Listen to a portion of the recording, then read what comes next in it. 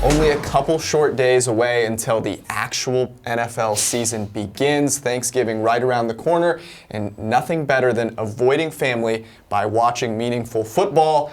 And of course, power rankings. Debating which team is better or worse than the other will get you through that day better than nothing else. So let's start off with the bottom of the barrel. You might be a fan of these teams. You might be arguing who's going to have the number one pick.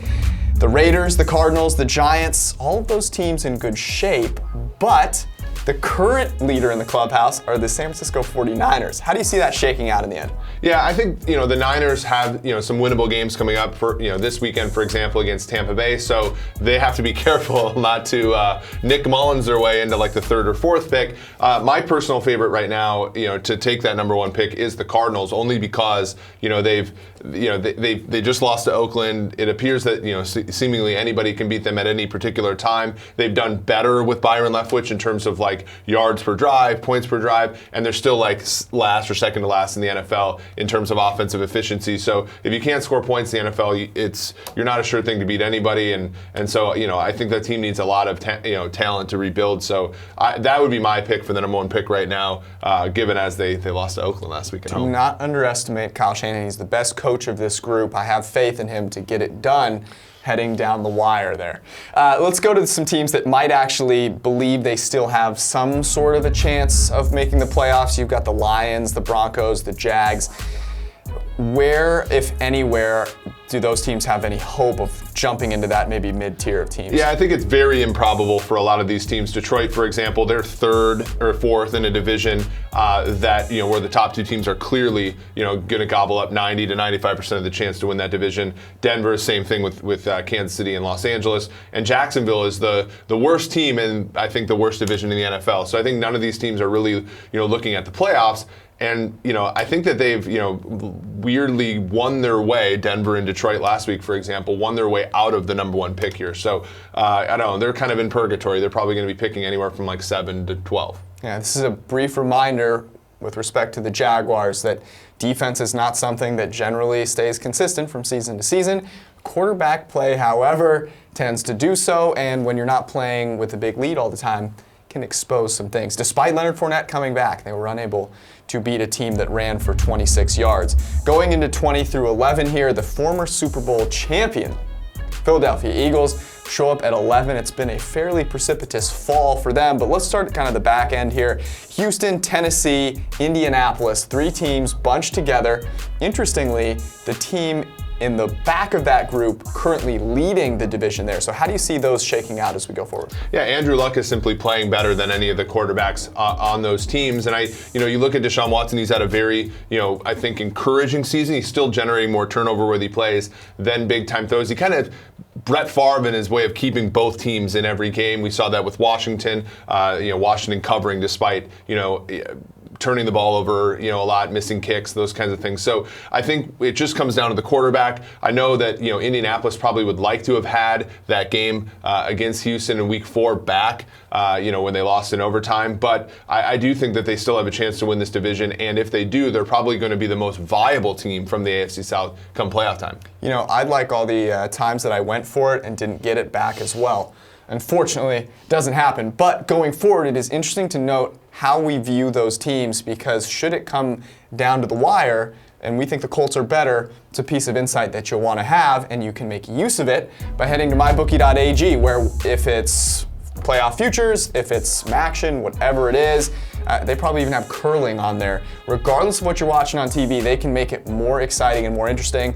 Very pertinent given that you have all this family around you. You'll need some things to take your mind off of it, and MyBookie.ag makes that happen. They even have in-game live betting. They're thinking of you at all times during this holiday weekend. Important. It's very important. So use promo code PFF to get a $1 for $1 match on your first deposit, and enjoy Thanksgiving like you never have before at MyBookie.ag, where you play, you win, you get paid. All right, the top 10, again, the cream has risen to the top. We'll get there in a second, but let's start with sort of this bottom 5, the Chargers, the Bears, Leading that group there, Seattle, Minnesota, Carolina just behind them. So if you have to prognosticate, looking forward maybe 1 week, maybe to the end of the season, which team ends up in that 6th spot? Yeah, I mean, it was actually really hard to look at this week because you had a team like Seattle, which was dead before the season even started. You had Minnesota and Carolina both losing. Same thing with the Chargers. I would say at the 6th spot, you're probably still looking at the Chargers. Phillip Rivers is top 5 in our WAR metric so far this year. Melvin Gordon is the highest graded running back. Their receivers are good from top to bottom, and their defense, getting Joey Bosa back, it has the potential to be one of the stronger units in the league. Derwin James, probably one of the best rookies that we've seen all season. So I would still go with the Chargers. They have a difficult and uphill battle to win that division, but they will, I think, be a force to be reckoned with as the 5th seed in the AFC playoffs. What's really interesting to me is the Bears. The Bears are a repeat of the Jaguars, for lack of a better comparison, right? They've got a quarterback who is not playing that great from a process perspective, but he is doing a lot of things that are generating some points, and he's got a defense that is taking advantage of every turnover-worthy opportunity they have. The only one that they've missed is that Fuller drop against Aaron Rodgers that ironically would have iced that game against the Packers. So they are converting turnover chances when they get them. They're starting to get healthier on that defensive front with Khalil Mack getting back. But in 2018, offense is what wins. So I'm looking at a team like Seattle. They've got a much better quarterback. I know they lost to Chicago early on, but I actually think Seattle is the team that challenges the Chargers for that 6th spot. Yeah, you're making a case for Chicago's under next year in terms of their win total as being the 2018 Jaguars. But yeah, I like Seattle here. Russell Wilson is graded very well. That defense's demise was very overstated going into the season, even without Earl Thomas. They played, I think, impressive football so far. So they are a team, I think, to really consider in the NFC, even though they have basically no chance to win their own division. Yeah, official Bears hater right here. I think that's my new nickname. Okay, we'll jump into the top 5 here. The Patriots in 5. Are we going to agree that they're solidly in 5 at this point? Yeah, I mean, I think, Pittsburgh probably has an opportunity to fall a little bit. I think they finished the game pretty well against Jacksonville, but that was really ugly performance. New England coming off of a bye. They have a pretty easy schedule moving forward. They get to play the Jets twice, for example, the Bills as well. So I don't know. I think New England, it's going to be sort of tough to glean anything from anything but their game against Pittsburgh coming up. So those two teams, I think, basically will be 4 and 5 until the season ends, barring a collapse from our top 3 teams. All right. Well, the top 3 is an interesting debate.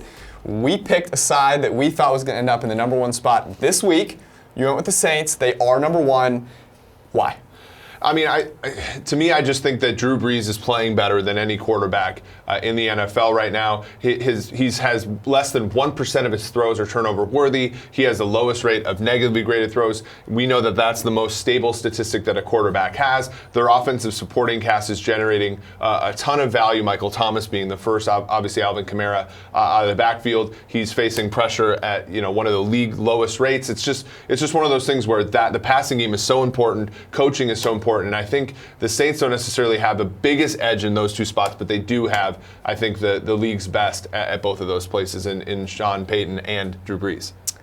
Well, I respect your opinion, and I very humbly disagree here. I think the Rams are the best team in football at this point. They lost to the Saints. I understand that. It was on the road. There were some things that happened in that game that are likely to not always swing against the Rams. That 4th down, that crazy play that the Saints made defensively to pick Jared Goff off. I actually think the Rams, based on that victory last night, should be number 1 so far, and I think they are the best team in the NFL right now. They're getting Aqib Talib back. They have Aaron Donald, the best defensive player in the NFL, and Sean McVay, regardless of who he's got out there at receiver, is making things happen. Cooper Kupp, I know, is not coming back, but still, you've got to expect that supporting cast to get better as the season winds down. So if we're looking at upside, you make a ton of sense. Their defense has some, despite how poorly they played so far this year, they have substantial talent. Aaron Donald is the most valuable defensive player in the NFL this year so far. Just playing outrageously well, as you said. Talib, Peters is a good player who hasn't played well so far this year, and Jared Goff has a higher percentage of positively graded throws and big-time throws than Drew Brees. We know that those things aren't necessarily as stable, but if you're talking about winning the Super Bowl, what you need to do is what the Eagles did a season ago, which is string together a lot of positive things moving forward. So it's close. I take the sort of more stable things. You're looking at the upside, and I think that both teams are awesome. I can't wait for the NFC Championship game between Hopefully the two. they both make it there. That'll be a lot of fun. Have that debate between the Saints and the Rams with every crazy uncle you can find, or aunt, whoever it is. I'd actually prefer to probably have it with a crazy aunt. I would say so too. Yes. So make sure you enjoy your holiday by doing so. Go to mybookie.ag. It'll make it just that much better. And of course, subscribe to the PFF Forecast.